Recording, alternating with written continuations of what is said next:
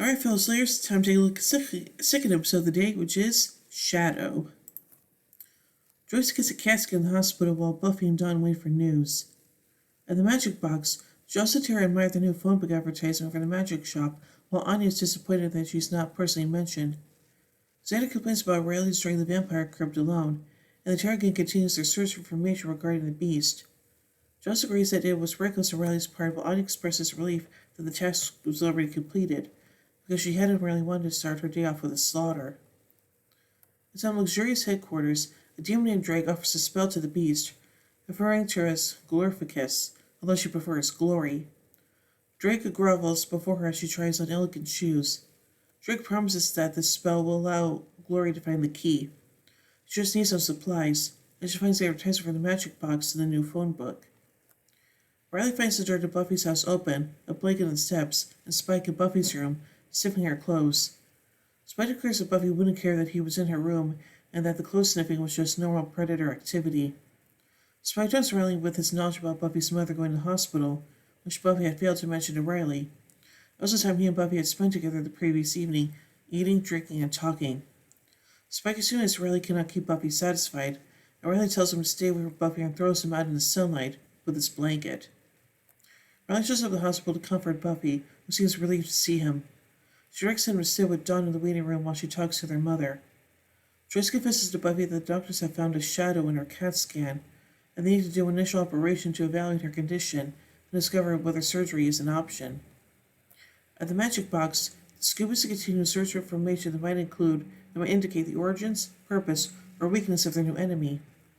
Tara suggests that maybe Glory is something that is too old for the books, which Joss believes may explain the presence of the Dragon Sphere, which is to ward against that which cannot be named.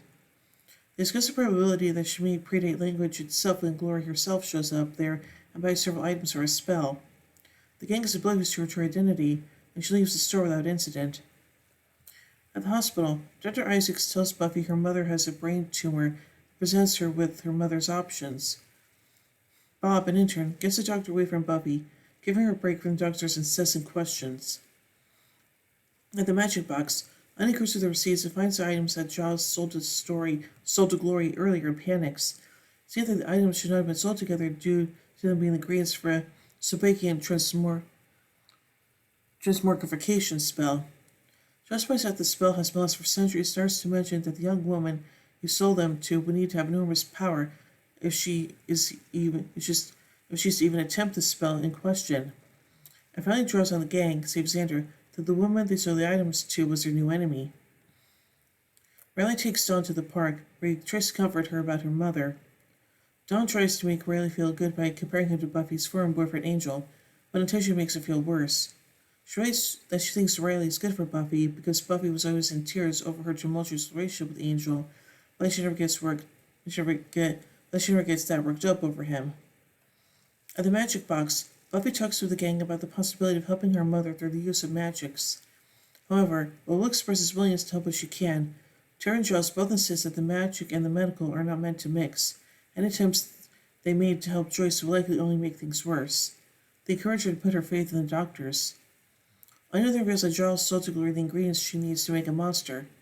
Buffy takes off in search of Glory, despite the concerns of her friends that Glory will merely overpower Buffy again. At the Sunnydale Zoo, Glory steals a cobra and performs the spell of Drake. Buffy tries to stop her, terribly interrupting the spell, and Zig is beaten up badly again. The cobra is transformed into a large demon. Glory sends a mission to locate the key. Riley arrives at the magic box in search of Buffy, but Xander confronts him about destroying the vampire crypt. The gang tells Riley that Buffy went after Glory, and he wants to know why they let her do something so dangerous. She also reminds Riley that lead is not an issue when Buffy sets her mind to something. Xander tells Riley that Buffy is so upset about the situation with her mom that she needs something tangible to fight. He asks Riley what his excuse is for his own reckless actions. Buffy calls Giles to the hospital and tells him to take care of Dawn while she stays with the mother. She stays with the mother as the doctor tells her more bad news about Joyce's condition. She has a brain tumor, and they don't know yet if it is operable or not. Riley turns to Willie's place to drink away his worries and again encounters Sandy. He allows her to bite him in the alley and stakes her afterwards. The Cobra-like demon arrives at the magic box and goes after Dawn. Dawn screams in fear, and the demon, having found its target, leaves her report to Glory. Jocelyn Buffy, knowing what will happen if the snake reaches destination, go after it in a corner near the luxury apartments where Glory resides. With the help of a chain, Buffy beats to death for a long time. Nearby, Glory looks out from her window, frustrated as the demon fails to return. In the hospital, Joyce tells Dawn the truth about her health. Riley, wearing a turtleneck, arrives to comfort Buffy, but she insists that she needs to stay strong for her family and refuses to cry. Joyce calls for Buffy, and she goes after her mother, oblivious to his attempt to caress her face. Riley is left standing alone in the hallway. Now let's take a look at some continuity surrounding this episode. The episode introduces the tumor that leads to Joyce's surgery, complications of which lead to her death in I Was Made to Love You and The Body.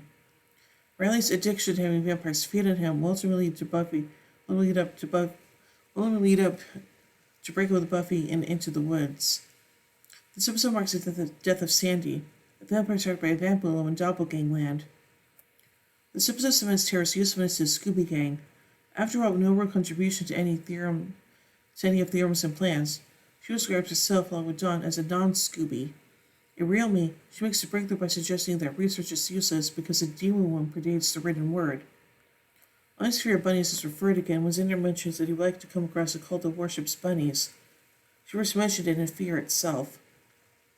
Buffy refers to the spawn of Sobek as Big but not Mayor Big, referring to Richard Wilkins becoming the Alvacan in Graduation Day Part 2.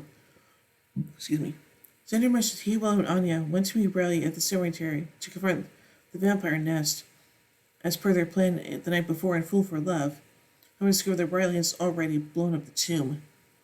Buffy punches enemy so hard she perforates his innards, causing her fist to be covered in its guts. She first hid under the enjoining spell of Primeval, and will do this again in Normal again. And now let's take a look at some production notes from this episode.